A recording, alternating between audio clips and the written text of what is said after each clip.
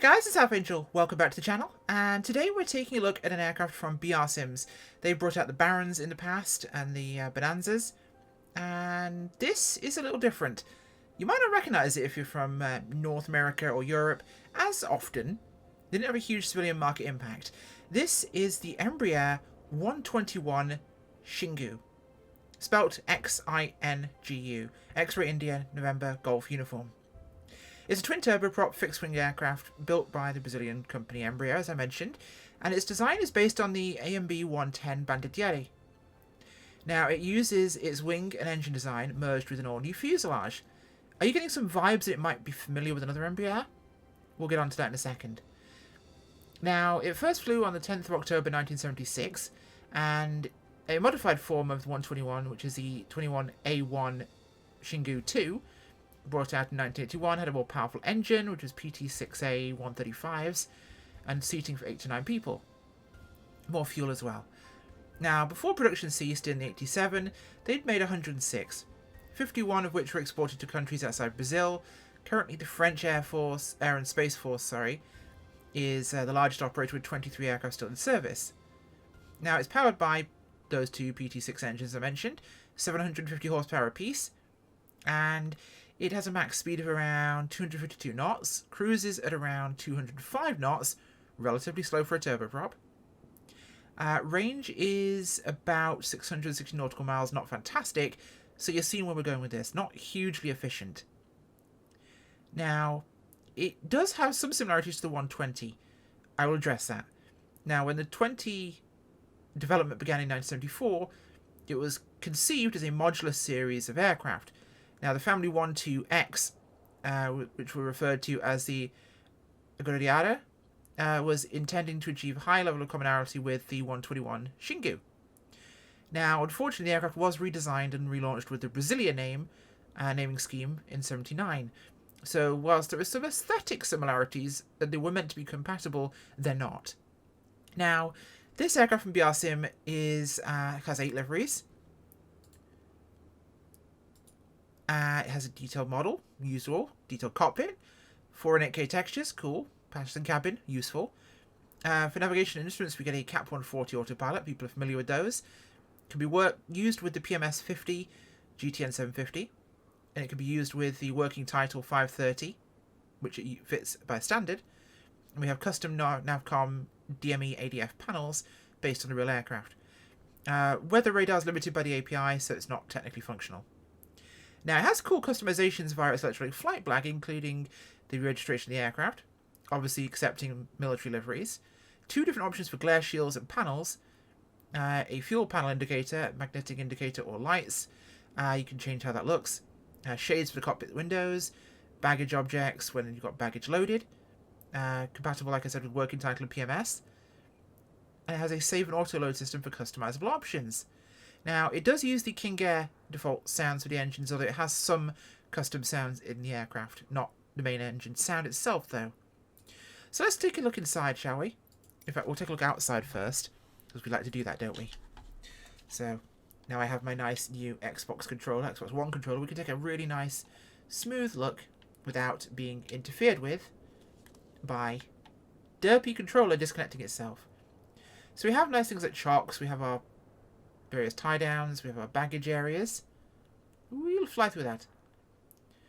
Detailed model? Very much so, yeah. It's quite a nice 3D model. Although I will say the rivet detail's kind of mid. So the model's good. The texture's a little bit generic, but at the same time, I'm not going to notice that from most distances, so I'm borderline okay with it. It's the 2D texturing isn't wonderful, but it's not terrible. Could be worse. The materials used for other parts are good. It does look a little bit kind of virtual coal from a distance or from close up, but the model's far higher quality, so there is that.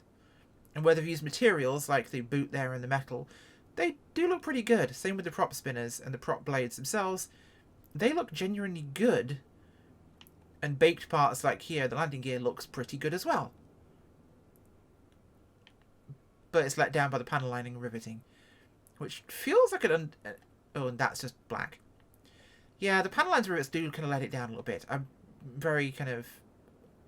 feels like it's gone halfway. Like they tried and then gave up. Still looks good though, and from most distances I'll see it from, kind of fine. Although I can't tell if there's any normal mapping. I think I can see some in the reflection there. Although it might be specularity more than normal, so worth kind of considering. Oh, let's level this off. We'll slow down the... we slowed it down too much. Cabin here. Nothing's clickable there. Nothing's clickable there. Through the cabin. Can we control the blinds? Not that I'm aware of. Sometimes you are capable of doing those kind of things. Looks like those are largely fixed, but to be honest, not a huge deal. As you can see, 1, 2, 3, 4. 1, 2, 3. So 7 seats in the back. Little baggage area there. Cockpit up here. We'll take a proper look at in a second. So I'll put my controller down here. We'll go back inside the cockpit. As it's making lots of angry noise at me, and I will tell it to be quiet. I have my power turned on just for context. Oh, I swear to Jeebus, I'm going to be rude to you. Shut up. Don't care. Right. Oh, dear God. Fine. Deal with it. So, what do we have here? Now, this is kind of dim. I don't see a method for changing the brightness on it, which is unfortunate. But we do have the glare shield option, which is this is new. Well, this is new. This is the old one. So you'll see it makes a fair difference. New is smaller, better visibility. Panel. We have the grey. Oh, we did. Oh, that's the fuel panel. So fuel panel. There. So you have analog versus digital to an extent. So lights versus analog. One makes it slightly simpler, one makes it easier. That's just an older system. The newer one had lights. So for the panel colour, we have blue and we have grey. So we have a nice lighter panel and a darker panel. Nice to come with a feature like that from stock. I think that's kind of important. Obviously we have things like our GPUs, we have chocks, we have checklist pages here. With pre-flight, we have before startup, and we have engine 1 start. Pressurization. Now this is one of those things I have to actually do, because it annoys me every time, but I may just ignore it. It's my favourite sport. Let's quickly control those out here so you can see the GPU cart there. So we'll take these off and close those doors and remove the chocks. Now here's our baggage weight and fueling here. You can apply those, you can save options. So we'll save options here. I believe we're on the new panel, we're on the grey instruments. We'll switch it to the pale one. So we'll save our options there. Now, I don't think you can remove the tablet, but it is in a fairly unobtrusive position, so that's okay. Now, I was hoping we could open these little side windows, but when you do this, it gets the window shades on. Which, again, not the end of the world, but useful. Now, these can be got out of the way, which is useful because they're quite annoying folded there, but apparently you can't do them back. Just down. So that's a thing. Okay, so we'll get rid of these window blinds. You get those by clicking on the little door window latch there. Those are out the way. Okay, so let's go about starting this thing up, shall we? So a number of things aren't compatible with stock sim functions. Parking brake is here. I'm pressing the keyboard shortcut, nothing happens. You physically have to press it. Same thing with condition, like a number of turboprops, that is a manual toggle, okay? So startups, power's on there. We'll just go up to the top panel up here and show you where those functions are. So AC pressurization is up here on the top right. We have our wiper systems, inertial separators, ignition of the starters, beta and overspeed warnings, main bar, batteries, etc. Generators. Nice and simple. So we're going to start engine 1. Hold that. It's going to start spooling, and we're going to keep an eye on our instrumentation here. As we're going to have to manually toggle the condition lever up to ground. It's starting to move, so we'll give it a second. Oh, it's moved, so we'll give it some juice. And we'll hit the second one. The sounds are quite quiet in the interior. Surprisingly so, actually. Wait for 2 to get some life in it as well.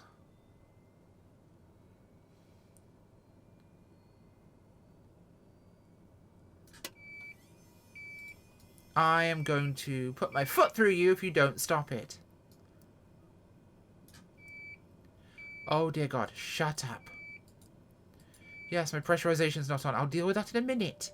You irritating whatnot.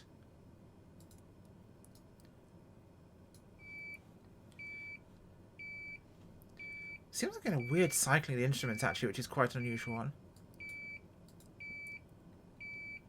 Dear God, be quiet. Okay, so down here's our pressurization, so...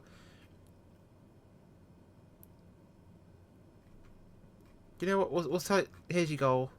Let's go for this. Just be quiet. Obviously we can move things like our armrests, nice and simple.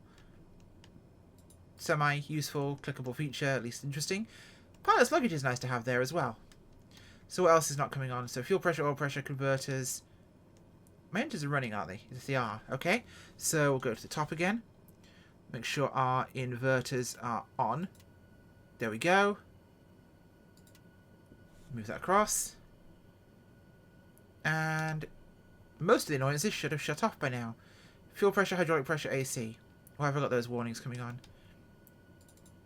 So avionics turned on there. Weather radar not very functional, but at least it can look like it's doing something. It is what it is. So prop sync and auto feather, we'll leave those for now. The actual radios are quite old in this aircraft, and they're quite nice looking. I do like them. You've got avionics master there, GPS and nav functionality, as you would want it there. This is not clickable, but it is what it is.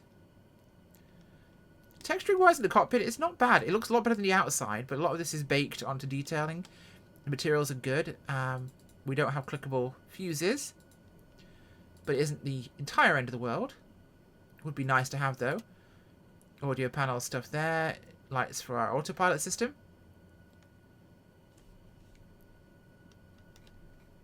Now, what do we have here? So, those are our electric fuel pumps. Those are our auxes. We'll leave those as they are. So it's oil pressure, hydraulic pressure. Where are those? That's our gear indicator. The level of 3D modelling is quite nice in this. Now, BRSIM's aircraft have in the past had occasional issues when it comes to dimensions. And not necessarily correct proportions. I can't comment on that because I don't quite know. What are you whining about? It's going to be whining about the AC again, isn't it? Can I make you go away? You are really irritating. The right engine stopped, that's probably why. It didn't start. Oh, did I not? We'll start that up now. There it is.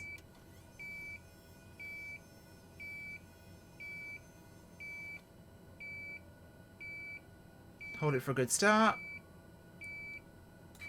Release. It's coming up. Let's give it fuel. And we've got a good start. So that should knock off most of these. The air conditioning is the one that annoys me, or the AC. What's this down here? The CAA. Collision alert. I don't know what that one actually is. Friction locks do function, but not like I usually bother with those things. I have no idea what is annoying me about this aircraft. I genuinely don't. Like, it wants to try and be something, but I can't tell what's causing it. I am. Let's just turn switches until something happens. There we go. We'll turn the AC on. Will you be quiet now? No? Hydraulic pressure should be coming up with the engines running. They are both running. So we should be good there. Okay. You know what? We're just going to ignore the pressurization, because I'm not a person who flies pressurized aircraft very often, so we'll just pretend. Alright, parking brake is off there, so do a little bit of this. Okay, so we're going to run over the attendant here, but we're going to start moving.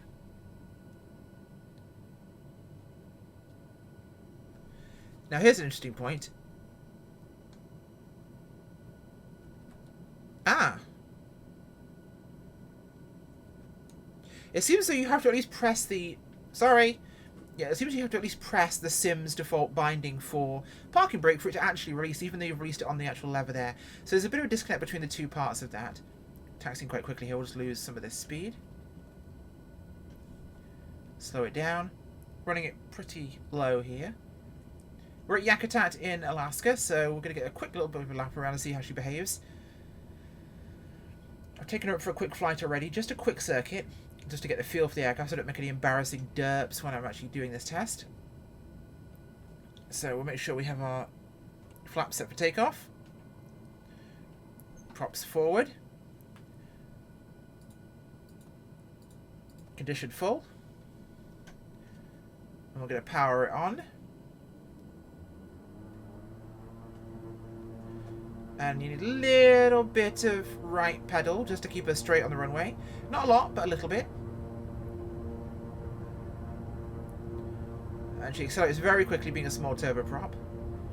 It's weird that her cruise speed is quite low compared to her acceleration. You'd think with an aircraft this size with big engines, she'd be pretty quick. I mean, 205 knots is relatively quick, but it's... You can get out of a piston aircraft. So, it's an interesting one. I'd have thought maybe 245, 250. Oh, you are the most irritating thing since... I can't think of anything more irritating right now. The fact it's whining about the pressurization is quite annoying because you should theoretically be able to fly it without pressurization on. So her flight handling is pretty robust. Exterior-wise in flight, nice looking aircraft. The visibility in the cockpit is very good, I quite like it. The sounds do lack though in terms of the engines, they're not particularly good. Obviously the default King sounds. So there is that. But overall has a very Beechcrafty feel in the cockpit actually. Definitely has similarities to the Embraer E120 later on. And great side visibility, love that. The engine's not getting in the way of me, it's down low. Am I the only person when I see this on the exterior and get serious Turban Duke vibes? Remember the Beechcraft Duke? Yeah. It reminds me a little bit of the Turban Duke. That kind of long, flat-bottomed peak nose, the sloping rear fuselage, the big turboprop stuck under small wings. It feels very Turban Duke. Right, we're going to pull back power here. We've gained quite a bit of altitude really quickly. Airport's down there. We don't want to be up here, do we? Yeah, she climbs like a demon. She might not be necessarily fast in a straight line, but this thing will climb like crazy. Right, bring our torque back. We'll bring the props back a bit. Try and burn some speed off here. We're at about 150-ish right now. Yeah, the brightness on the weather radar, that's as high as it goes. Not great. Would like more, please.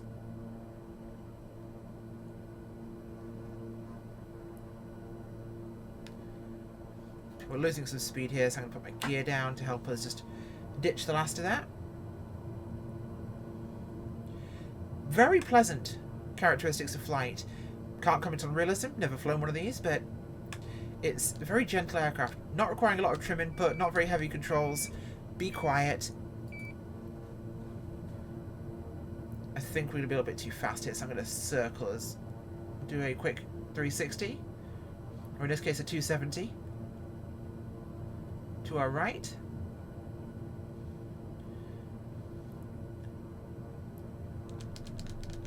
Aircraft's very placid. Visibility is decent. I don't like those. I wish I could fold them up into the ceiling, but obviously you can't because the control panel there's for the roof, so it'd get in the way. Wish I could fold them to the side maybe and put them up. There's room there, yeah. I should be able to fold them to the side and get rid of them.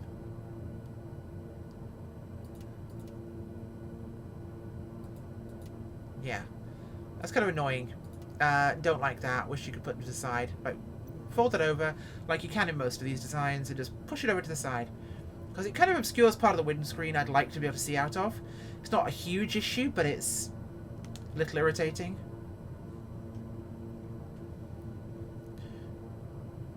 We're within flap speed, so we'll put those down. We should see the airfield coming into sight here. There it is. So we'll go to landing flaps here. And roll the nose round. She has a big nose up attitude with the flaps down. But she has big flaps back there. So it's easy to over trim the aircraft.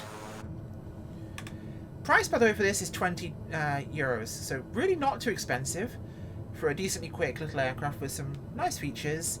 Not much depth, of course, but this is BRSIM's first turboprop. It's an unusual turboprop as well. We have, of course, had the Embraer 110 before, the Bandieri.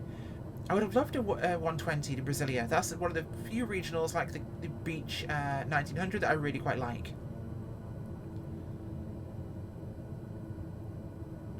So let's try and straighten up and stabilize our final here. This is not the time to annoy me about the air conditioning. Quiet. Be gone, you heathen.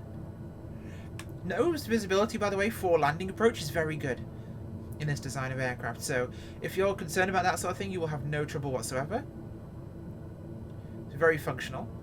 The Cap 140 does look a tiny bit out of place, by the way, being a stock autopilot unit. It's not wonderful, but it's not bad either.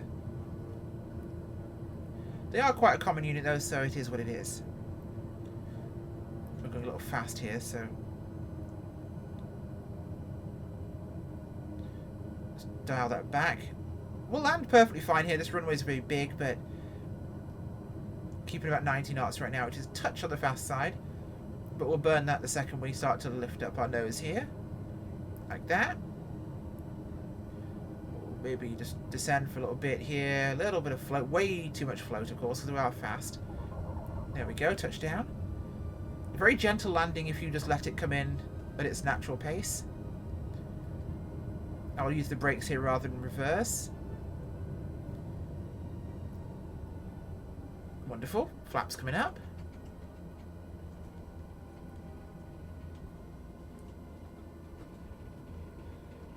There we go. We'll drop our condition levers back. Oh, hi. There we go. This way. So, what do I think of the aircraft? Decent price, about 20 euros, so it's going to be cheaper on the dollar for you. In terms of its functionality, the interior functionality is very good. There's some interesting disconnects between the sim, like the condition levers, of course, you have to click them. You can't just use a lever. The parking brake is an odd one because that's disconnected. Not usually like that. So there are a number of systems here that don't quite like to talk to each other. Not the end of the world, though. But exterior, good modelling, good materials and texturing, apart from where it matters with the actual livery texturing, some nuts and bolts and rivets. They're really bland. Slightly disappointing, but from most viewing distances not going to be a problem. Debate for that one yourself. I don't need pressurization. I'm on the ground. Quiet. But overall, a decent little aircraft with some fun features and unusual. Fun to fly and quite reasonably fast. Good for a little touring aircraft, in fact. And it does come with like 8 liveries. 3 of those are civilian ones you can use, 4 of them if you can't play a white one. So it's got potential. Good potential. I should be able to taxi over to the side here. Not a bad aircraft. I think you actually... Yeah, there you go. You got alarm test there for functionality. Be silent!